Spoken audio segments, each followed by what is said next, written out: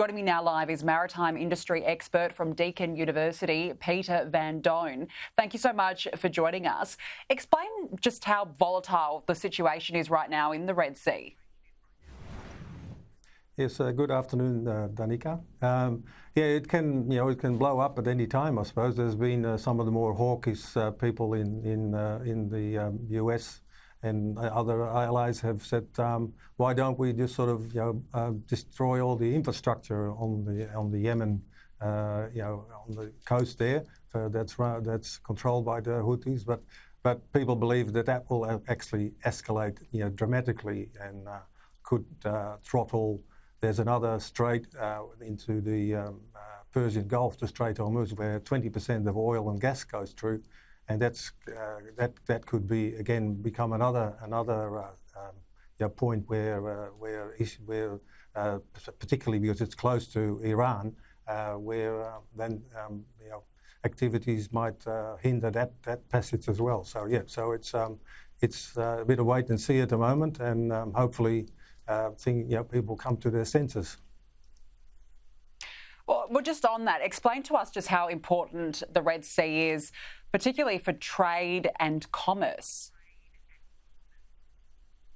It's about 10 to 15% of global trade comes through the Red Sea, and then the Suez Canal, and then into the Mediterranean.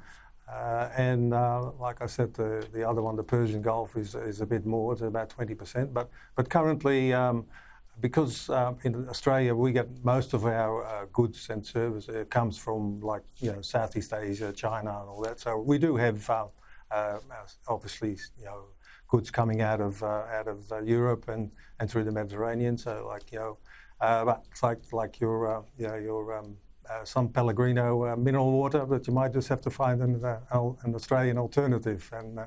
And if you're after your Ferrari, well, you just have to might wait a bit longer because that now the ships will now be going. A lot of them ships anyway decided to go along the bottom end of South Africa, the Cape of Good Hope.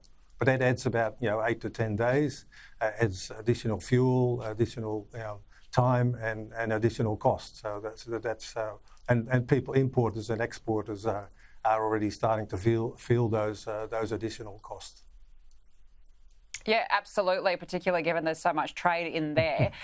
As we heard in the introduction, the US and Australia are now warning of possible consequences. Where do you see this heading? Is there a possibility of direct strikes now on rebels?